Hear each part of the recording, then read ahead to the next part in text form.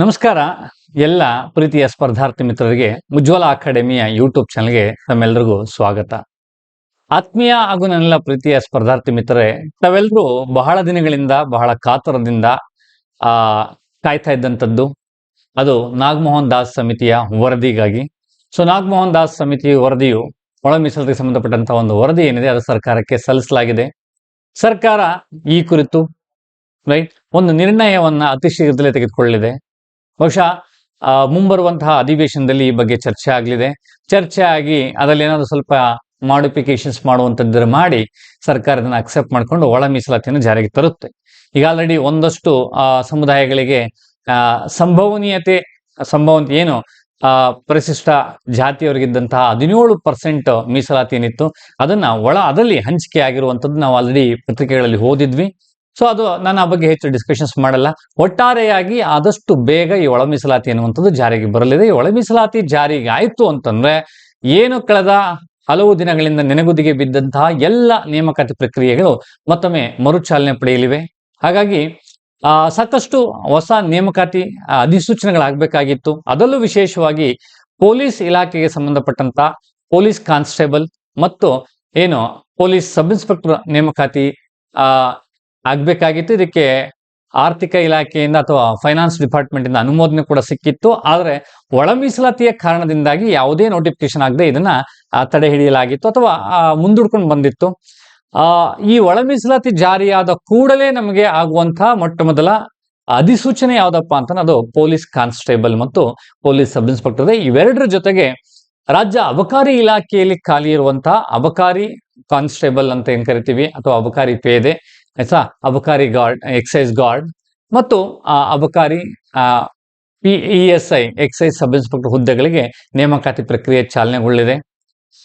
ಆತ್ಮೀಯ ವಿದ್ಯಾರ್ಥಿಗಳೇ, ಸಾಕಷ್ಟು ಜನ ಈಗ ಆಲ್ರೆಡಿ ಈ ಸರ್ಕಾರದಿಂದ ನೇಮಕಾತಿ ಆಗೋದಿಲ್ಲ ಅಥವಾ ಈ ನೇಮಕಾತಿ ಯಾವಾಗ ಮಾಡ್ತಾರೆ ಅನ್ನುವಂತಹ ಪ್ರಶ್ನೆಗೆ ಉತ್ತರನೇ ಸಿಗದೆ ಈಗ ಆಲ್ರೆಡಿ ಬೆಂಗಳೂರು ಧಾರವಾಡದಿಂದ ಲೈಬ್ರರಿನ ಖಾಲಿ ಮಾಡ್ಕೊಂಡು ಊರಿಗೆ ವಾಪಸ್ ಹೋಗಿರುವಂತಹ ಎಲ್ಲ ಆತ್ಮೀಯ ಸ್ಪರ್ಧಾರ್ಥಿಗಳು ಮತ್ತೊಮ್ಮೆ ನೀವು ಚಿಂತೆ ಮಾಡ್ಬೇಕಾಗುತ್ತೆ. ನೀವು ಕಂಡಂತ ಕನಸು ಇದಕ್ಕೋಸ್ಕರ ಈಗ ಆಲ್ರೆಡಿ 2 ವರ್ಷ 3 ವರ್ಷ ಓದಿರುವಂತವ್ರು ಬಹಳ ದೊಡ್ಡ ಕನಸನ್ನ ಇಟ್ಕೊಂಡಿದ್ರಿ.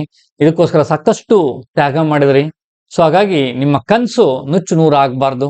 ನಿಮ್ಮ ಕನಸನ್ನ ಜೀವಂತವಾಗಿ ಇಟ್ಕೋಬೇಕು ಅಂದ್ರೆ ಮತ್ತೊಮ್ಮೆ ತಾವೆಲ್ಲರೂ ಕೂಡ ತಯಾರಿಯನ್ನ ನಡೆಸಬೇಕಾಗುತ್ತೆ. ಆದಷ್ಟು ಬೇಗ ನಮಗೆ ಸಿಕ್ಕಂತ ಮಾಹಿತಿಯ ಪ್ರಕಾರ ಹೋಗೋದಾದ್ರೆ ಬಹುಶಃ ನಾವೀಗ ಆಗಸ್ಟ್ ತಿಂಗಳಲ್ಲಿ ಇದ್ದೀವಿ. ಡಿಸೆಂಬರ್ ಅಥವಾ ಚಳಿಗಾಲದ ಅಧಿವೇಶನ ಏನ್ ನಡೀತೆ, ಚಳಿಗಾಲದ ಅಧಿವೇಶನದ ಒಳಗಾಗಿ ಇದನ್ನ ಈ ಮೀಸಲಾತಿ ಜಾರಿಗೆ ಬರುತ್ತೆ ಅನ್ನುವಂಥದ್ದು. ಚಳಿಗಾಲದ ಅಧಿವೇಶನದ ಒಳಗಡೆ ಬಂತು ಅಂತಂದ್ರೆ ಬಂದಾದ ನಂತರ ಕೂಡಲೇ ಇಮ್ಮಿಡಿಯೇಟ್ ಆಗಿ ನೋಟಿಫಿಕೇಶನ್ ಪ್ರಾರಂಭ ಆಗ್ತಾ ಹೋಗುತ್ತೆ ಪೊಲೀಸ್ ಡಿಪಾರ್ಟ್ಮೆಂಟ್ಗೆ ಸಂಬಂಧಪಟ್ಟಂತಹ.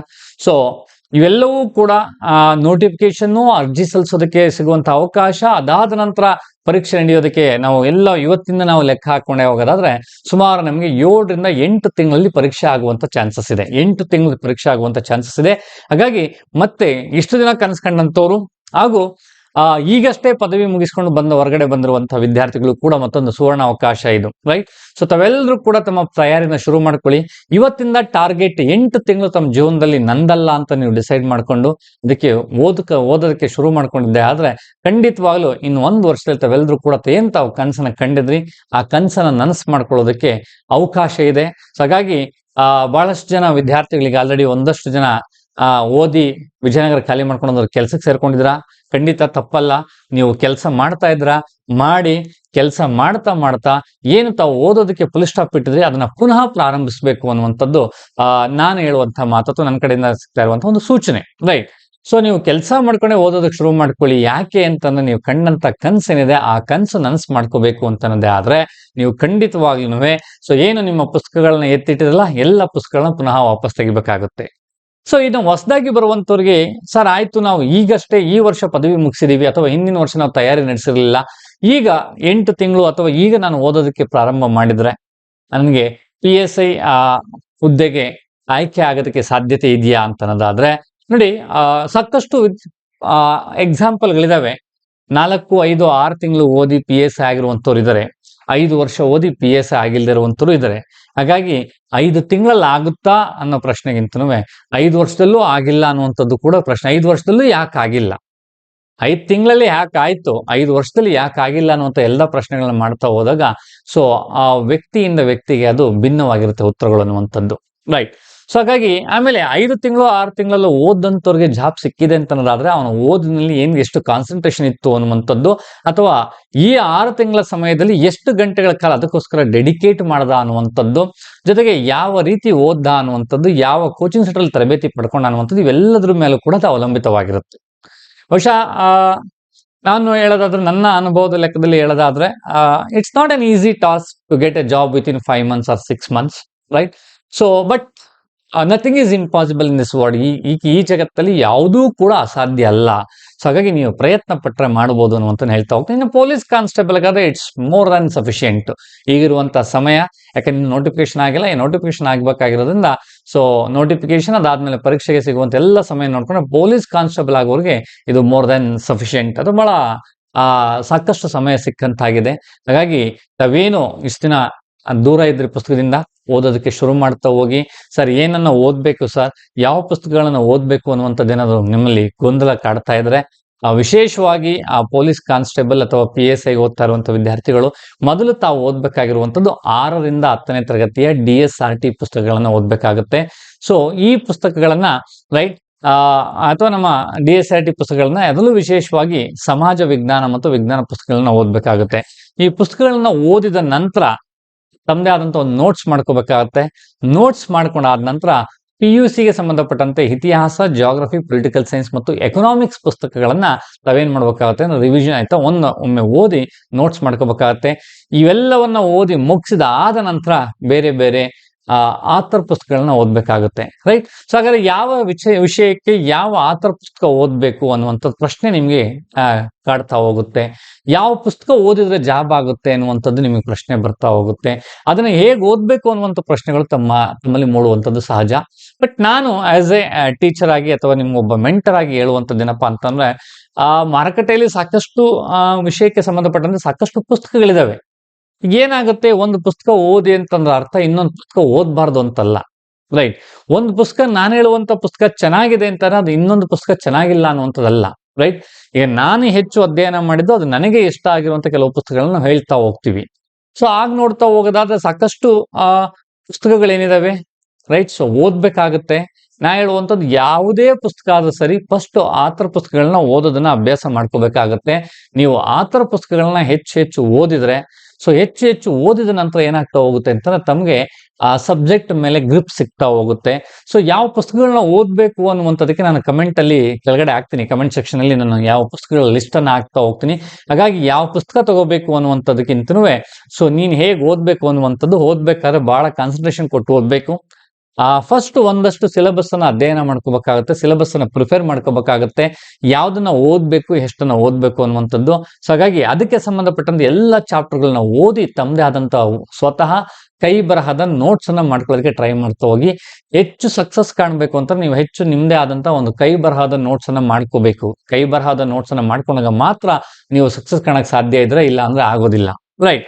ಸೊ ಹಾಗಾದ್ರೆ ಬಹಳ ಜನ ಕೇಳ್ತಾ ಹೋಗ್ತಾರೆ, ಕೆಲವರಿಗೆ ಸಮಸ್ಯೆ ಏನಪ್ಪಾ ಅಂತಂದ್ರೆ, ಸರ್ ಕೋಚಿಂಗ್ ಹೋಗ್ಬೇಕಾ ಬೇಡವಾ ಅನ್ನುವಂಥದ್ದು, ಕೋಚಿಂಗ್ ಹೋಗ್ಬೇಕು, ಕೋಚಿಂಗ್ ಹೋದ್ರೆ ಒಳ್ಳೇದು ಅನ್ನುವಂಥದ್ದು, ಕೋಚಿಂಗ್ ಇಲ್ಲದೆ ಹೋದ್ರೆ ಜಾಬೇ ಆಗಲ್ವಾ ಅನ್ನುವಂಥ ಪ್ರಶ್ನೆಗೆ ಉತ್ತರ ಹೇಳೋದಕ್ಕೆ ನನ್ನಿಂದ ಆಗೋದಿಲ್ಲ. ಸೊ ಆಗದೂ ಇಲ್ಲ ಅನ್ನುವಂತ ಹೇಳಕ್ಕಾಗಲ್ಲ, ಹಾಗೆ ಆಗುತ್ತೆ ಅನ್ನುವಂಥದ್ದು ಹೇಳಕ್ಕಾಗಲ್ಲ. ಅದು ನಿಮ್ಮ ವೈಯಕ್ತಿಕವಾಗಿ ಅಥವಾ ನಿಮ್ಮ ವ್ಯಕ್ತಿಯ ಆಲೋಚನಾ ಲಹರಿ ಮತ್ತು ನಿನ್ನ IQ ಮೇಲೆ ಡಿಪೆಂಡ್ ಆಗಿರುವಂತದ್ದು. ಹಾಗಾಗಿ ಕೋಚಿಂಗ್ ಹೋದ್ರೆ ಒಳ್ಳೇದು, ನಿಮ್ಮ ಭಾರ ಕಡಿಮೆ ಆಗುತ್ತೆ, ನೀವೇನನ್ನ ಓದ್ಬೇಕು ಅನ್ನೋದು ಹೇಳ್ಕೊಡ್ತಾ ಹೋಗ್ತೀನಿ, ನಿಮ್ಮನ್ನ ಒಂದು ಪ್ರಾಪರ್ ಆಗಿ ಚಾನಲೈಸ್ ಮಾಡುವಂಥದ್ದು ನಡೀತಾ ಹೋಗುತ್ತೆ.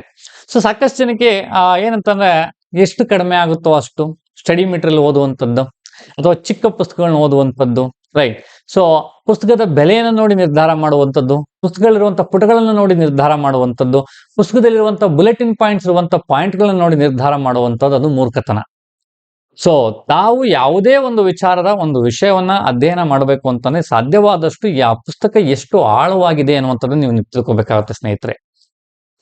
ಈಗ ನಮ್ಮಲ್ಲಿ ಕೆಲವು ಆಥರನ್ನ ಬಿಟ್ರೆ ಕೆಲವು ಪುಸ್ತಕಗಳಿಂದವೆ, ಎಲ್ಲ ಬುಲೆಟಿನ್ ಪಾಯಿಂಟ್ಸ್ ಇದಾವೆ. ಬಹಳಷ್ಟು ಜನ ಹೇಳ್ಬೋದು ಆಯ್ತಾ, ಬುಲೆಟಿನ್ ಪಾಯಿಂಟ್ಸ್ ಪುಸ್ತಕಗಳು ಓದೋದ್ರಿಂದ ಸಕ್ಸಸ್ ಆಗೋದಕ್ಕೆ ಸಾಧ್ಯ ಇಲ್ಲ. ಯಾಕೆ ಅಂತಂದ್ರೆ, ನಿಮಗೆ ಬುಲೆಟಿನ್ ಪಾಯಿಂಟ್ಸ್ ಅಲ್ಲಿ ಒಂದು ಪಾಯಿಂಟ್ ಇಂದ ಇನ್ನೊಂದು ಪಾಯಿಂಟ್ಗೆ ಲಿಂಕ್ ಇರೋದಿಲ್ಲ. ಯಾವತ್ತೂ ಕೂಡ ತಾವು ಓದ್ಬೇಕಾದ್ರೆ ಆ ಒಂದು ಪಾಯಿಂಟ್ ಒಂದು ಪಾಯಿಂಟ್ ಲಿಂಕ್ ಇರುವಂತ ಕಾನ್ಸೆಪ್ಟ್ ಅನ್ನು ಅರ್ಥ ಮಾಡ್ಕೊಂಡು ಓದ್ತಾ ಹೋದಾಗ ತಾವು ಅದು ಹೆಚ್ಚು ನೆನಪಲ್ಲಿ ಉಳಿಯುತ್ತೆ ಅನ್ನುವಂಥದ್ದು. ಹಾಗಾಗಿ ಹೆಚ್ಚು ನೆನಪಲ್ಲಿ ಉಳಿಬೇಕು ಅಂತಂದ್ರೆ ಕಾನ್ಸೆಪ್ಟ್ ನ ಓದ್ಬೇಕು. ಓದಿದ್ದನ್ನ ವಿಜುವಲೈಸೇಷನ್ ಮಾಡ್ಕೋಬೇಕಾಗತ್ತೆ. ನಿಮ್ಮ ಬ್ರೈನ್ ಅಲ್ಲಿ ಒಂದು ವಿಜುವಲೈಸೇಷನ್ ಮಾಡ್ಕೋಬೇಕಾಗತ್ತೆ. ಆ ವಿಜುವಲೈಸೇಷನ್ ಮಾಡ್ಕೊಂಡಾದ್ಮೇಲೆ, ದೃಶ್ಯೀಕರಣ ಮಾಡ್ಕೊಂಡಾದ್ಮೇಲೆ, ಅದಾದ ನಂತರ ತಾವೇನ್ ಮಾಡ್ಕೋಬೇಕಾಗುತ್ತೆ, ಈ ನೀನು ಓದಿದ ಎಷ್ಟು ತನ್ನಲ್ಲಿ ನೆನಪಲ್ಲಿದೆ ಅನ್ನುವಂಥದ್ದನ್ನ ರೀಕಾಲ್ ಮಾಡ್ಕೊಳ್ಳೋದಕ್ಕೆ ಟ್ರೈ ಮಾಡ್ತಾ ಹೋಗ್ಬೇಕಾಗುತ್ತೆ. ರೀಕಾಲ್ ಮಾಡ್ಕೊಂಡು ಆದ ನಂತರ, ರಿವಿಷನ್ಸ್ ಮಾಡ್ಕೊಂಡು ಆದ ನಂತರ ಸಾಧ್ಯವಾದಷ್ಟು MCQ ಗಳನ್ನ ತೆಗೆದು ನೋಡ್ಬೇಕಾಗುತ್ತೆ. ಬಹಳ ಕ್ಲಿಯರ್ ಆಗಿ ಹೇಳ್ತಾ ಹೋಗ್ತೀನಿ. ಫಸ್ಟ್ ಡೇ MCQ ಓದಿದ್ರೆ ಯಾರು ಕೂಡ ಜೀವನದಲ್ಲಿ ಜಾಬ್ ತಗೊಳಕ್ ಸಾಧ್ಯ ಇಲ್ಲ. ಆಯ್ತಾ? ಹಾಗಾದ್ರೆ MCQ ಗಿನ ಹೇಗೆ ಪ್ರಿಪೇರ್ ಆಗ್ಬೇಕು ಸರ್? ನೀವು MCQ ನ ಯಾವುದೇ ಕಾರಣಕ್ಕೂ ಓದಕ್ ಹೋಗ್ಬಾರ್ದು. ಚಾಪ್ಟರ್ ವೈಸ್ MCQ ತಗೋಬೇಕಾಗತ್ತೆ. ತಗೊಂಡು ಏನ್ ಪಾಠ ಓದಿದ್ದೆ ನೀನು, ಯಾವ ಪುಸ್ತಕ ಓದಿದ್ದೆ, ಅಥವಾ ಎಲ್ಲಿ ಕೋಚಿಂಗ್ ತಗೊಂಡಿದ್ದೆ, ಆಯ್ತು, ಆ ಚಾಪ್ಟರ್ ಸಂಬಂಧಪಟ್ಟಾಗ MCQ ತಗೋಬೇಕಾಗುತ್ತೆ. ಒಂದು 25 ಕ್ವಶನ್ಸ್ ನೋಡ್ಬೇಕಾಗುತ್ತೆ.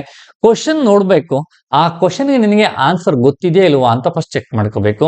ನಿನಗೆ ಗೊತ್ತಿರುವಂತ ಆನ್ಸರ್ ಆಪ್ಷನ್ ಇತ್ತ, ಅದು ಸರಿನಾ? ಸರಿ ಆದ್ರೆ ಸರಿ ಅನ್ನುವಂಥದ್ದು ತಿಳ್ಕೊಬೇಕಾಗುತ್ತೆ. ಸರ್ ಇಲ್ಲ ಸರ್ ಅದು ಸರಿ ಆಗ್ಲಿಲ್ಲ ಅಂತಂದ್ರೆ ಫಸ್ಟ್ ನೀನು ಯೋಚನೆ ಮಾಡ್ಬೇಕಾಗುತ್ತೆ. ಅಥವಾ ಆ ಕ್ವಶನ್ಗೆ ಆನ್ಸರ್ ಗೊತ್ತಿಲ್ಲ ಅಂದ್ರೆ ಯೋಚನೆ ಮಾಡ್ಬೇಕಾಗುತ್ತೆ. ನೀನು ಓದಿಲ್ವಾ ಈ ಕಾನ್ಸೆಪ್ಟ್ ಅನ್ನ, ಅಥವಾ ನಿನಗೆ ಪಾಠ ಮಾಡಿದಂತ ಕೋಚಿಂಗ್ ಸೆಂಟರ್ ಈ ಕಾನ್ಸೆಪ್ಟ್ ಅನ್ನ ಎಕ್ಸ್ಪ್ಲೈನ್ ಮಾಡಿಲ್ವಾ? ಆಯ್ತಾ? ನೀನು ಓದೇ ಇಲ್ಲ, ನೀನು ಓದಿದ ಪುಸ್ತಕದಲ್ಲಿ ಇದಿಲ್ಲ, ನಿನ್ನ ಕೋಚಿಂಗ್ ತಗೊಂಡಂತ ಕೋಚಿಂಗ್ ಸೆಂಟರ್ ಪಾಠ ಮಾಡ್ಬೇಕಾದ್ರೆ ಈ ವಿಚಾರವನ್ನು ಹೇಳಿಲ್ಲ ಅಂತ ಅನ್ನೋದಾದ್ರೆ ಇದು ಎಕ್ಸ್ಟ್ರಾ ಇದೆ.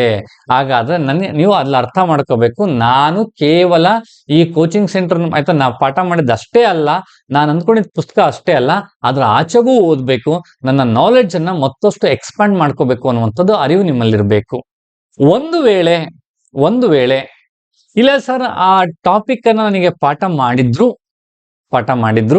ಆದ್ರೆ ನನಗೆ ನೆನಪಾಗ್ಲಿಲ್ಲ, ಅದರ್ಥ ಅಥವಾ ನಾನು ಓದಿದ್ದೆ ನೆನಪಾಗ್ಲಿಲ್ಲ ಅಂತಂದ್ರೆ ಆ ಪರ್ಟಿಕ್ಯುಲರ್ ಕಾನ್ಸೆಪ್ಟ್ ಅನ್ನ ಓದ್ಬೇಕಾದಂತ ಸಂದರ್ಭದಲ್ಲಿ ನೀನು ಹೆಚ್ಚು ಕಾನ್ಸಂಟ್ರೇಟ್ ಮಾಡಿರ್ಲಿಲ್ಲ ಅಂತ ಅನ್ಸುತ್ತೆ.